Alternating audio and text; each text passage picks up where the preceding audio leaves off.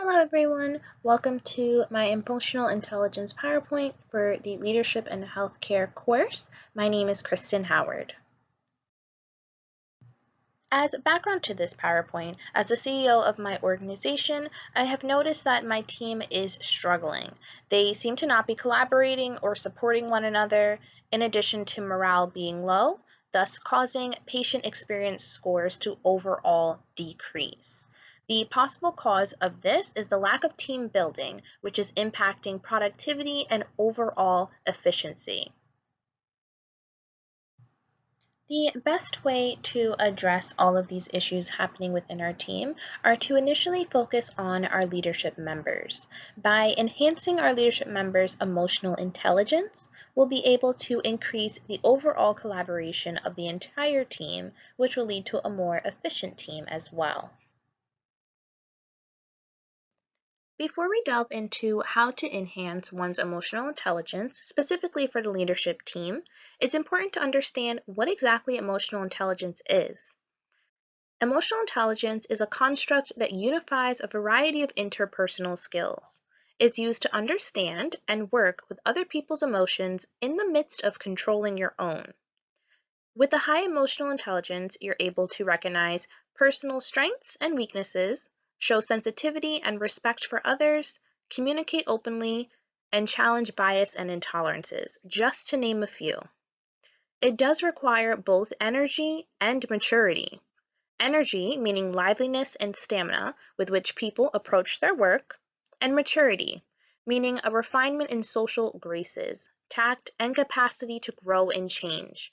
It keeps leaders well poised as well as accountable, meaning knowing when to apologize, not harbor ill will, and above all, express gratitude.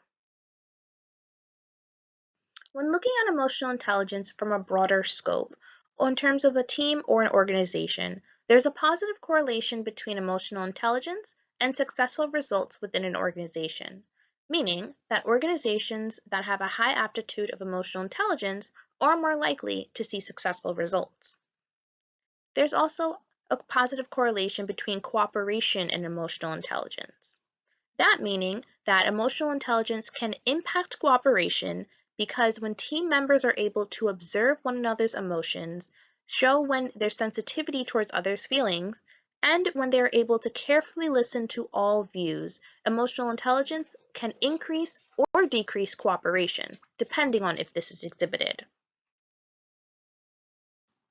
According to the Harvard Business Review, improving self-awareness through self-evaluation and facilitating feedback, which can be formal or informal, meaning through surveys or through huddle groups, can improve emotional intelligence on a group level. This leads to building the team's overall capabilities. In addition, increasing interaction can lead to the team becoming more cohesive by getting to know one another, which can build trust among workers. Trust developed between team members encourages the free and unfettered exchange of information, which leads to the team operating faster and more efficiently. Overall, improving emotional intelligence at the workplace will enhance the team's adaptability, productivity, and decision-making skills. Emotional intelligence is linked to every aspect of workplace performance and is of utmost importance. Again, increasing interaction can lead to a more cohesive team, which can build trust, leading to positive results and a faster operating team. So how can we improve emotional intelligence? First, starting with our leadership team. First and foremost, we need to take trainings. We need to have trained professional staff within the organization or third-party vendors that are able to come in and actively teach us what emotional intelligence is, how to enhance it, and what that can do for the team. Next, we need to initiate some feedback mechanisms, whether they be formal or informal, meaning we need to get the team's overall opinion on how the team is operating. Their feedback can help us find ways and find gaps in which our team may not be operating efficiently. Lastly, team building, whether those be formal or informal activities. Again, team building can lead to more interaction, which can lead to trust, thus a more collaborative as well as cohesive team that operates at a more efficient level. In order to improve emotional intelligence amongst my team, starting with leadership members is first and foremost for them to take trainings on emotional intelligence, whether that be provided through the organization or through a certified third-party vendor. These trainings should be interactive, thus therefore allowing leadership members to fully in-depth learn about emotional intelligence, how to enhance their own, and also to apply it in specific mock scenarios. Next, we'll need to create surveys in order to get employee feedback. The feedback could be in regards to current workflows in place, general practices around the organization, as well as modes of communication. After the survey has been open for about 2 weeks, again updating the employees to actively fill them out or to update it if needed, we'll need to analyze these responses amongst a leadership group and further discuss how exactly we are going to address these issues or gaps in our communication, workflows, or any general area.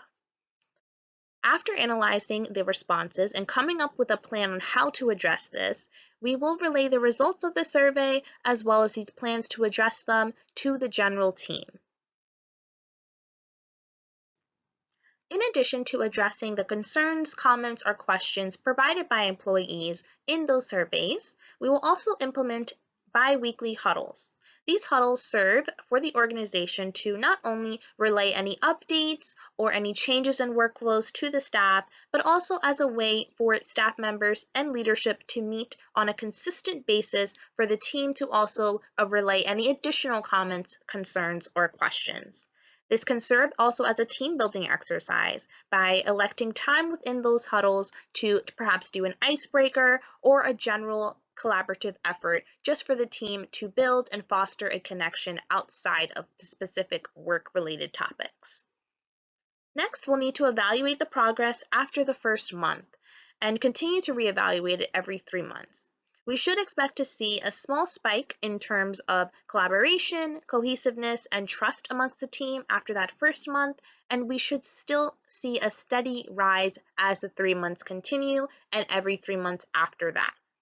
If there are any gaps in terms of this progress, we'll need to reevaluate from the first step and initiate additional surveys just to see how we can close these gaps and continue to foster a more collaborative, high-efficient performing team.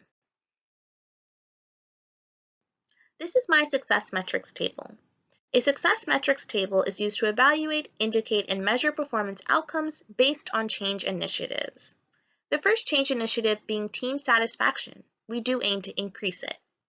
By implementing surveys and gaining the employee feedback and sharing in terms of workflows or anything that could possibly be changed, their questions, comments, or concerns, doing that on a quarterly basis should enhance our employee satisfaction, thus leading to a more cohesive and collaborative team.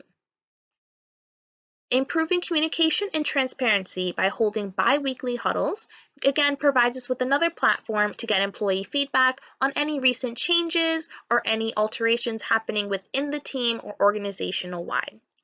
Getting their feedback and actively taking the time out to meet with them via Zoom or in person will also impact our operational performance in terms of enhancing it, because we'll be able to, again, create a more cohesive, collaborative space for leadership members as well as staff members to voice any questions, comments, concerns.